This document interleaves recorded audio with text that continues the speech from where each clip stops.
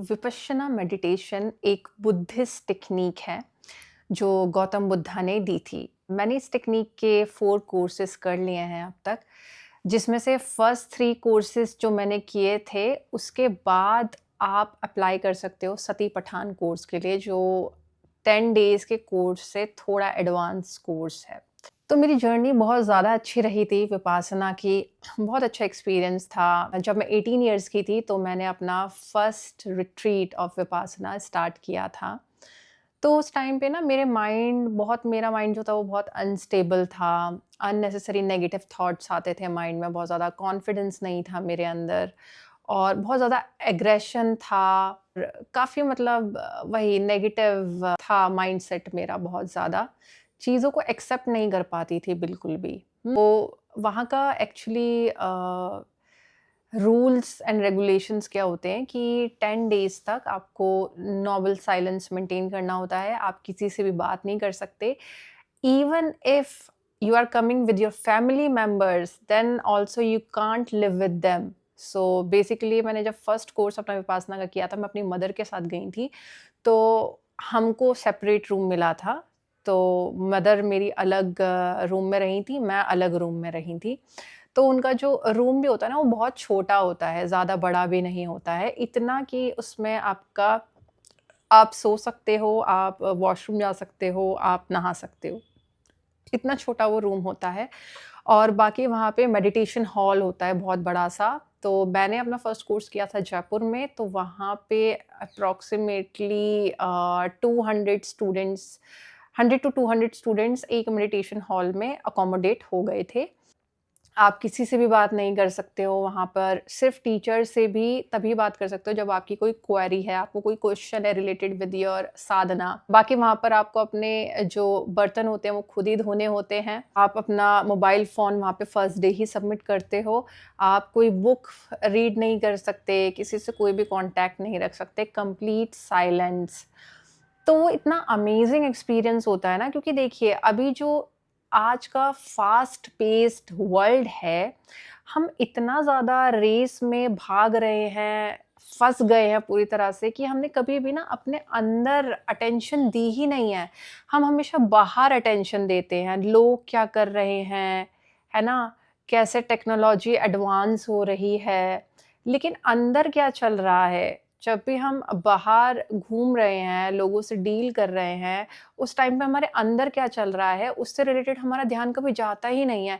क्योंकि हम इतना ही बहिर्मुखी हो गए हैं, बाहर ही देखने की आदत हो गई है। बचपन से लेकर एंड तक जब हमारी साँसें खत्म होती हैं, तब तक हम सिर्फ़ बाहर ही भागते रहते हैं और अंदर कभी वो इनर सैटिस्फैक्शन मिलता ही नहीं है, क्योंकि अंदर हम कभी अपने आप को जानने का प्रयास ही नहीं करते हैं। तो ये बहुत ही सुंदर जर्नी थी मेरी 10 डेज़ की। तो मैं काफ़ी सारे लोगों से मिली, मैं काफ़ी सारे फ़ॉरेनर्स से मिली, तो जब मैंने अपना फर्स्ट कोर्स किया था, वहाँ पे बहुत सारे फ़ॉरेनर्स आए हुए थे। तो मुझे बहुत अच्छा लगा कि इतना डिसिप्लिन, हर दिन साढ़े 10-10 घंटे मेडिटेशन करना होता है, वो इतने अच्छे से कर रहे थे। आपको सात्विक मील्स दिया जाता है, कोई भी ऑयली फूड नहीं होता है, कंप्लीट सात्विक फूड होता है विदाउट गार्लिक और ओनियन, और बहुत टेस्टी भी होता है। इवनिंग में आपको स्नैक मिलता है, स्नैक में आपको पोहा मिल जाता है कभी, या फिर आपको लेमनेड ही मिलता है सिर्फ़ अगर आप ओल्ड स्टूडेंट हैं तो। मीन्स अगर आपने एक बार कोर्स कर लिया है, उसके बाद से इवनिंग में भी आपको स्नैक नहीं मिलेगा। डिनर तो फिर होता ही नहीं है, लेकिन हाँ, अगर आपको बीपी का प्रॉब्लम है, आपका बीपी लो रहता है या और कुछ हेल्थ रिलेटेड कंसर्न है, तो आपको डिनर प्रोवाइड हो सकता है, वो आपको उनको पहले ही बताना होता है। तो वहाँ पे कई सारे वॉलंटियर्स भी होते हैं, तो जब मैंने अपना 3rd कोर्स किया था, तो मैंने भी वॉलंटियरिंग की थी वहाँ पे। सो एज़ अ वॉलंटियर भी मेरा एक्सपीरियंस बहुत अच्छा था। वहाँ पर लोगों को सेवा देनी होती है, जिसके भी रूम में जो चीज़ नहीं होती है आपको, वो उनको प्रोवाइड करनी होती है। मार्केट से वो लोग ले आते हैं सारा कुछ सामान, आपको बस उनके डोर टू डोर जाकर पहुँचाना होता है। और तब भी मेक श्योर कि आप कुछ बोलेंगे नहीं, उनको काइंड ऑफ एक्सप्रेशन से समझाना होता है। तो इट्स अ ब्यूटीफुल थिंग, क्योंकि 10 दिन में वो आपको सिखाते हैं कि शील का पालन करना है, 5 शीलों का पालन करना है, चोरी नहीं करना है, इंटीमेसी में इन्वॉल्व नहीं होना है और सच बोलना है। वैसे तो वहाँ पे बोलना ही नहीं होता है, even if you have to speak you will say only truth. तो ऐसे करके 5 शील का पालन कराया जाता है। देन समाधि, समाधि मीन्स कि एकांत, नो थॉट्स। तो समाधि तक हम कैसे पहुँचते हैं? आनापान के थ्रू। तो आनापान उनकी एक मेडिटेशन प्रैक्टिस है जो फर्स्ट 4 डेज़ तक चलती है। उसमें आप बस साँसों पे ध्यान देते हैं। कैसे सांस अंदर जा रही है नॉस्ट्रिल के, कैसे सांस बाहर आ रही है। उसके बाद होता है prajna. Prajna means wisdom. This is the most important and amazing aspect of Buddhism, जिसमें विजडम कैसे आपको आएगी, है ना? आप कैसे वाइज बनेंगे जब आपका नॉलेज डेवलप होगा। और वो नॉलेज कैसे डेवलप होता है, कैसे कराते हैं वो लोग डेवलप? समाधि में हमको ले जाकर। सो वही अगेन आनापान, अपनी ब्रीदिंग पे फोकस करके हम वाइज बनते हैं, क्योंकि एक्सपीरियंशियल लर्निंग है ना। हम जितना डेप्थ में जाएंगे अपनी साधना में उतना ज़्यादा हम वाइज बनते चले जाएंगे, क्योंकि उतना ज़्यादा हमारा जो ईगो है ना वो ख़त्म होता चला जाएगा। और जैसे ही ईगो ख़त्म होता है वैसे ही जो हम रियल में हैं यानी आत्मा, हम अपने आप को अच्छे से जान पाते हैं। So this is the beauty of Buddhism. After 4th day हमको विपश्यना दी जाती है, जिसमें हमको हमारे टॉप ऑफ द हेड से लेकर डाउन टोज तक बॉडी स्कैन करना होता है। सो बेसिकली अपने ध्यान को ऊपर सर से लेकर अलग अलग बॉडी पार्ट्स में मूव करते हुए नीचे फीट तक लेकर जाना होता है, फिर फीट से वापस रिवर्स प्रोसेस ऊपर। तो ये हमें करते रहना होता है जितनी भी देर तक मेडिटेशन चलता है। तो इससे हमारी ना बहुत ज़्यादा अवेयरनेस डेवलप होती है ना? हम और ज़्यादा जागरूक होते हैं कि हमारे इंटरनली माइंड के लेवल पे क्या चल रहा है, हम कैसा सोच रहे हैं, जैसा हम सोच रहे हैं उसके अकॉर्डिंग हमें क्या इमोशंस फील हो रहे हैं, उन इमोशंस के अकॉर्डिंग हमारे बॉडी में क्या-क्या सेंसेशंस हो रही हैं। तो जब हम अपने इनर वर्ल्ड के प्रति यानी अपने माइंड के प्रति जितना ज़्यादा हम कॉन्शियस होने लगते हैं, उतना ज़्यादा हमको समझ में आने लगता है कि पागलपन तो हम में ही है। हम ही पागल हैं और हम में तरह-तरह की कुछ वृत्तियाँ हैं जो बहुत ज़्यादा लेवल पे है और जिनको हमें बैलेंस में लाना है ना? सपोज़ उन दिनों मेरे में एंगर बहुत ज़्यादा था, तो मैं समझ पा रही थी कि ओह! मेरे में एंगर बहुत ज़्यादा है, तो मैं उस पे काम कर पा रही थी। जैसे ही मैं अवेयर हुई कि अभी मुझे गुस्सा आ रहा है, तो मैं उसको रोक पा रही थी। तो आपके साथ भी ऐसा ही होता है।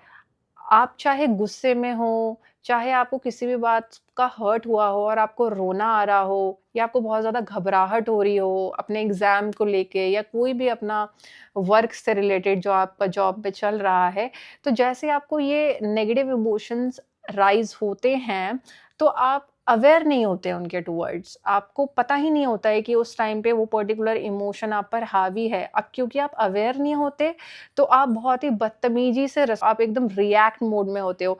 लेकिन जितना ज़्यादा आप रोज़ मेडिटेशन करते हो, अपनी साधनाओं में हो, तो आपको ना एक अवेयरनेस डेवलप होती है। तो आपको समझ में आता है कि ओह! मेरे माइंड में अभी ये पर्टिकुलर विचार चल रहा है या ये पर्टिकुलर इमोशन मेरे अंदर हावी हो रहा है, तो मुझे अभी इसको रोक देना है। और फिर जब आप रोक देते हो उस चीज़ को, तो आप रिस्पॉन्ड करना सीखते हो। तो आपके ना रिलेशनशिप्स बहुत ज़्यादा अच्छे हो जाएँगे विपासना प्रैक्टिस करके। आप रिस्पॉन्ड मोड पे आ जाओगे, रिएक्ट मोड पे नहीं। क्योंकि अब आप अपने माइंड को हर वक़्त वॉच कर रहे हो ना, सो ये हमारी एक रिस्पॉन्सिबिलिटी है कि हम हर दिन, हर मोमेंट अपने माइंड को चेक करते रहें कि आज मेरे माइंड में किस तरह के विचार चल रहे हैं। जिस तरह के विचार चल रहे हैं देखिएगा आप उसी तरह का फ़ील भी कर रहे होंगे अपने अंदर और जिस तरह का आप फ़ील कर रहे होंगे अपने अंदर, वैसा ही आप बिहेव करेंगे। फॉर एग्ज़ाम्पल आपकी लाइफ़ में सपोज़ कुछ अच्छा हुआ, उस दिन आप बहुत ज़्यादा खुश होते हैं। उस दिन अगर कोई इंसान आपको इग्नोर भी कर दे ना या कुछ आपसे बदतमीज़ी से बात भी कर दे, तो भी आप अपने अंदर ही अंदर इतने खुश हैं कि आप उस चीज़ को इग्नोर कर देंगे। तो उस चीज़ को आप इग्नोर कैसे कर पाए जो आपके लिए बहुत बड़ी बात होती थी तब जब आप खुश नहीं होते थे? क्योंकि आपने उनकी बातों पे ध्यान ही नहीं दिया, रादर आपने उसी बात पे ज़्यादा ध्यान दिया जिसकी वज़ह से आप खुश हो। तो ये है आपका खुद के माइंड को चेक करना। नेक्स्ट टाइम से मैं तो कहूँगी अभी से इस मोमेंट से आपके माइंड में जो भी चल रहा है ना हर दिन, उसको देखिए क्या चल रहा है मेरे माइंड में और आपको ये रियलाइज़ होगा कि जो भी आपके माइंड में चल रहा है उसी से रिलेटेड आप फीलिंग करते हैं, उसी से रिलेटेड आप फ़ील करते हैं और उसी से रिलेटेड आप बिहेव करते हैं। तो जब भी अब आपके माइंड में आपको लगे कि कुछ ख़राब चल रहा है जो कि आपको अच्छा फ़ील नहीं करा रहा है, आप बहुत ही ख़राब फ़ील कर रहे हैं, उसी वक़्त कुछ ऐसी चीज़ करिए जो आपकी फ़ीलिंग को बदल दे। अब वो ऐसी चीज़ आप कुछ भी कर सकते हैं। सो इसमें मैं आपको बताती हूँ परमा मॉडल, पॉज़िटिव साइकोलॉजी का एक मॉडल है। इसको आप अपने डे टू डे लाइफ़ में कैसे यूज़ कर सकते हैं। सो पी मीन्स पॉज़िटिव इमोशंस। कुछ भी ऐसा करिए अपने लाइफ में जो आपको पॉजिटिव इमोशंस जनरेट करने लगे। आपको जो भी पसंद है, आपको हो सकता है पेंटिंग पसंद हो, आपको हो सकता है म्यूजिक पसंद हो, आपको हो सकता है वर्कआउट पसंद हो, आपको बस हो सकता है आर्ट पसंद हो, आपको हो सकता है कुकिंग पसंद हो, आपको हो सकता है अपनी खुद की सेल्फ केयर करना पसंद हो। तो आपको जो भी पसंद है ना, वो चीज़ इंस्टेंटली उस वक़्त कर दीजिए जब आपका मूड ऑफ है। हुँ? तो आपको कैसा फ़ील होगा? पॉज़िटिव इमोशंस जनरेट होने लगेंगे। सो परमा मॉडल का पी हमने कर लिया, उसके बाद ई फॉर एंगेजमेंट। वही बात आ गई, उस चीज़ में एंगेज होइए जो आपको पॉज़िटिव इमोशंस दे। तो वो वाली एक्टिविटीज़ जो कि मैंने अभी आपको डिस्क्राइब कर दी। So it's P E, now comes R. So R is relationship. उन लोगों से बात करिए उस वक़्त इंस्टेंटली जो लोग आपको अच्छा फ़ील कराते हैं। और हो सकता है आप ऐसे किसी लोग को फॉलो भी करें, इंस्टाग्राम अकाउंट आजकल हमारे पास सबके पास है। तो ऐसे लोगों को फॉलो करिए जो आपको अच्छा फ़ील कराते हैं, जो आपको अपलिफ्टिंग एनर्जी फ़ील कराते हैं। तो आप उनकी पोस्ट इंस्टाग्राम पे चेक कर सकते हैं। क्योंकि कई बार ऐसा होता है कि जो हमें अच्छा फ़ील कराते हैं, हम उनको कॉल कर रहे हैं और हो सकता है वो बिज़ी हों, वो उस टाइम पे कॉल पिक ना करें। तो उस टाइम पे आप फिर गुस्सा हो जाएँगे कि यार उसने तो फ़ोन पिक ही नहीं किया और मेरे को उससे ऐसे-ऐसे शेयर करना था और मैं अच्छा फ़ील करती उससे बात करके। तो कोई बात नहीं, आप इंस्टाग्राम में, आप यूट्यूब में उन चैनल्स को फ़ॉलो करिए जो अपलिफ्टिंग एनर्जी वाले हो, तो उनका कुछ पोस्ट देख लीजिए, आपको तुरंत एकदम अच्छा फ़ील होगा। सो नाउ कम्स एम, यानी मीनिंग। आपको ना अपने लाइफ में खुश रहने के लिए एक मीनिंगफुल लाइफ जीनी ज़रूरी है। एक पर्पसफुल लाइफ जो आपको लगे कि हाँ यार, मेरा आत्मा का पर्पस फुलफिल हो रहा है। जैसे ये यूट्यूब वीडियोस बनाना, ये मेरा एक मीनिंगफुल लाइफ है, ये मेरा पर्पसफुल गोल है कि जो भी नॉलेज मुझे है रिगार्डिंग एनीथिंग वो मैं आप लोगों के साथ शेयर करूँ और आपको भी अपलिफ्ट फील करूँ। तो ऐसा कुछ आप भी अपने लाइफ में मीनिंग सेट करिए कि आप अपनी लाइफ को क्या मीनिंग देना चाहते हैं, क्या होना चाहिए पर्पस ऑफ लाइफ आपके लिए और उसके अकॉर्डिंगली हर दिन एक्शन करने लगिए। तो देखिएगा आप कितना खुश फील करेंगे। Next one is a. A means accomplishment. जितना ज़्यादा आप ये चीज़ें करेंगे रेगुलर बेसिस पे, उतना ज़्यादा आपको एक अचीवमेंट फ़ील होगा, सेंस ऑफ अचीवमेंट। अचीवमेंट ज़रूरी नहीं है कि एक्सटर्नल ही अचीवमेंट हो। अचीवमेंट इनर भी हो सकता है, इंटरनल भी हो सकता है कि आपकी जो पहले पर्सनैलिटी थी, वो अब और ज़्यादा इम्प्रोवाइज़ हो रही है। आप डेली बेसिस पे और ज़्यादा कॉन्शियस हो रहे हो। आपको डेली बेसिस पे पता चल रहा है कि आपके माइंड में क्या चल रहा है और जैसे ही आपको पता चल रहा है आपके माइंड में क्या चल रहा है, आप उसको बदल दे रहे हो किसी दूसरी चीज़ से जिससे कि आप अच्छा फ़ील करो। जैसे परमा मॉडल जिसके बारे में हम अभी डिस्क्राइब कर ही रहे हैं, एक्सप्लेन कर ही रहे हैं, राइट? तो इन चीज़ों का आप ध्यान रखेंगे ना, ट्रस्ट मी आपकी लाइफ बहुत ज़्यादा चेंज हो जाएगी। जब आप अपने इंटरनल में चेंजेस लेकर आएँगे, तो आपका एक्सटर्नल दुनिया बहुत सुंदर हो जाएगी और बहुत ईज़िली आप चेंज होते हुए उसे देखेंगे। तो हमें बाहर किसी को भी बदलना नहीं है, हमें अपने अंदर में ही चेंज लाना है और द मोमेंट हम अपने अंदर में चेंज लाते हैं, तो हमारे लिए बाहर की रियलिटी अपने आप बदल जाती है क्योंकि अब हमें फ़र्क पड़ना ही बंद हो जाता है। क्योंकि अब हम लोगों को कंट्रोल करना छोड़ देते हैं ना, अब हम खुद पे ध्यान देने लगते हैं। लेकिन जितना ज़्यादा आप खुद पे ध्यान ना देकर बाहर ध्यान देंगे, इसको कंट्रोल करना है, उसको कंट्रोल करना है क्योंकि तभी मैं खुश होऊँगी, तो आप हमेशा ही दुखी रहने वाले हैं। तो इन सब चीज़ों का ध्यान रखिए। आपको भी अगर विपासना के लिए जाना है, तो आप बहुत ईज़िली जा सकते हैं। गूगल पे विपासना कोर्सेज़ आप लिखिए और जिस भी सेंटर में आपको हर स्टेट में आपको एक सेंटर ज़रूर मिलेगा विपासना का।